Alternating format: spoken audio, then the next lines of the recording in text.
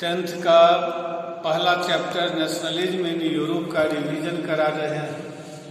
इसी का दूसरा सेक्शन है making of nationalism in Europe. इसके अंतर्गत आज दो टॉपिक के बारे में बताएंगे कि 18th सेंचुरी के मिड तक यूरोप का पॉलिटिकल कंडीशन कैसा था, पॉलिटिकल सिनेरियो कैसा था, और दूसरा कि एरिस्टोक्रेटिक क्लास का क्या कंडीशन था सोसाइटी में, और एक नया जो है सो एक इमर्जिंग मिडिल क्लास इसी समय उभर रहा था, इसके बारे में बताएंगे। तो 18th सेंचुरी के जी मिड पर हम यदि ध्यान दें तो हमको यूरोप ब्रॉडली जो है तो 3 पार्ट में बटा हुआ है, वेस्टर्न यूरोप, सेंट्रल यूरोप और ईस्टर्न यूरोप। तो वेस्टर्न यूरोप के जो कंट्री सब है, जर्मनी, इटली और स्विट्जरलैंड, ये सब किंगडम्स, डचीज और कैंटन्स में बटे हुए थे। ये अलग अलग एडमिनिस्ट्रेटिव यूनिट थे, ये ऑटोनोमस टेरिटरी होते थे जिसके रूलर को अपने इंटरनल मामले में जो है सारी आज़ादी प्राप्त होती थी। ये नॉमिनली जो है सो अपने से बड़े जो रूलर जिसके अंदर में ये थे उसके प्रति रिस्पॉन्सिबल होते थे। जो सेंट्रल और ईस्टर्न यूरोप है, यहाँ जो है तो बड़े बड़े जो एम्पायर थे, जैसे हेम्सबर्ग एम्पायर जिसको ऑस्ट्रिया हंगेरियन एम्पायर भी कहते हैं, या ये सेंट्रल यूरोप में था। ईस्टर्न यूरोप, इस सब में जो है तो बड़े बड़े एम्पायर थे, बड़े बड़े किंगडम थे, और इसमें डाइवर्स जो है तो कल्चर के लोग, डाइवर्स एथनिक ग्रुप के लोग रहते थे, जो अपने आप को एक दूसरे से जुड़ा हुआ को अनुभव नहीं करते थे। कलेक्टिव आइडेंटिटी उनमें नहीं था, कॉमन कल्चर उनका नहीं था, लैंग्वेज उन सबका अलग अलग था।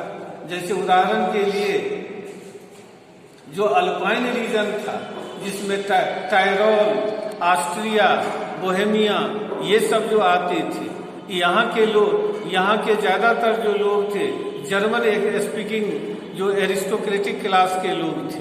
इसी इलाके में जो है तो इटली का भी कुछ इलाका शामिल था, लोम्बार्डी और वेनेशिया का। वहाँ के एरिस्टोक्रेट इटालियन लैंग्वेज जो है सो बोलते थे।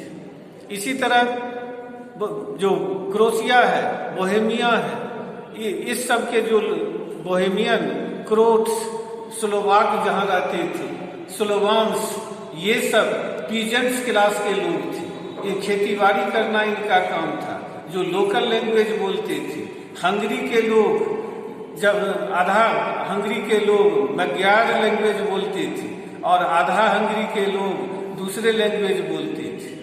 तो इससे पता चलता है कि यूरोप उस समय जो है तो नेशन में जो है तो ऑर्गेनाइज नहीं था, कोई भी कंट्री नेशन स्टेट नहीं बना था।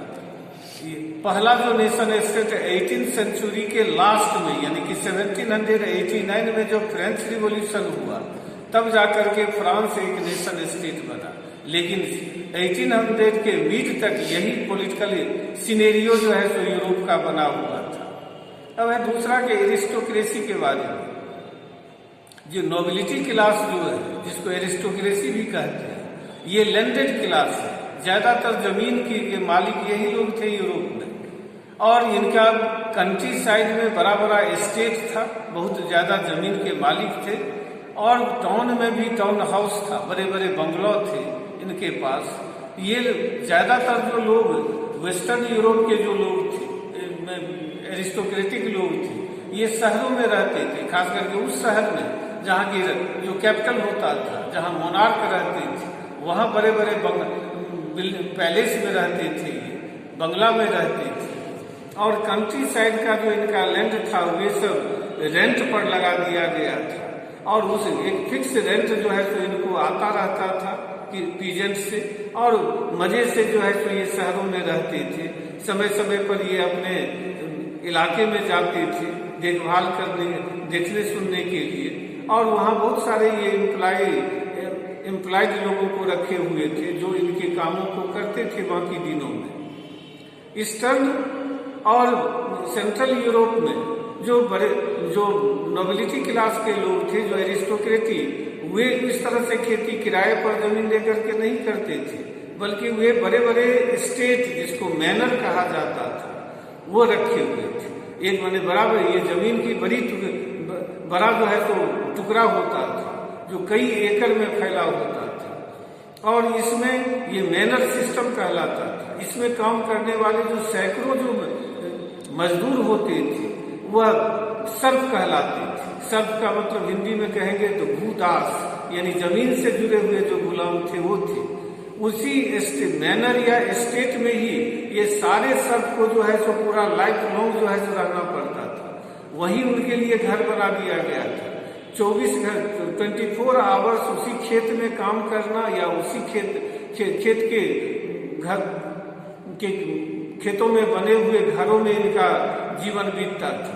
ये उसके बाहर की दुनिया के बारे में नहीं जानते थे। इनको एक तरह से जो है सो बांध करके रखा गया था, इसीलिए एक तरह की गुलामी थी। इसीलिए इसको भूदास, दास का मतलब गुलाम, तो भूदास या सर्फ कहते हैं। इस सिस्टम को सर्फडम भी कहा जाता है। तो ये इस तरह से वहाँ खेती बाड़ी होती थी।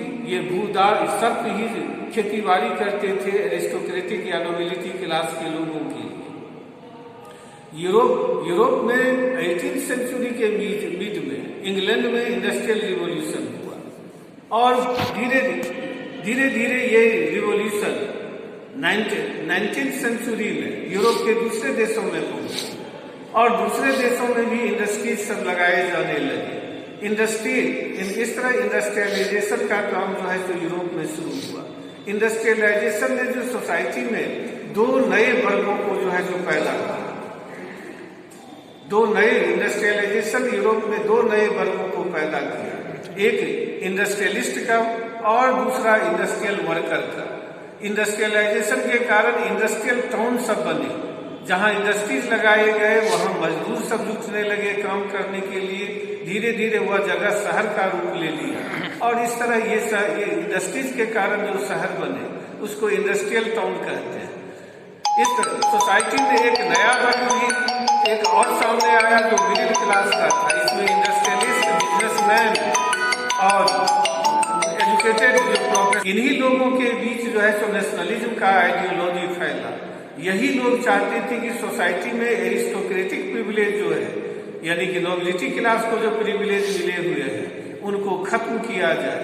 यही वर्ग चाहता था कि नेशन स्टेट बने इन्हीं लोगों के बीच, इसीलिए नेशनलिज्म का आइडिया ज्यादा पॉपुलर हुआ था। अगली क्लास में लिबरलिज्म के बारे में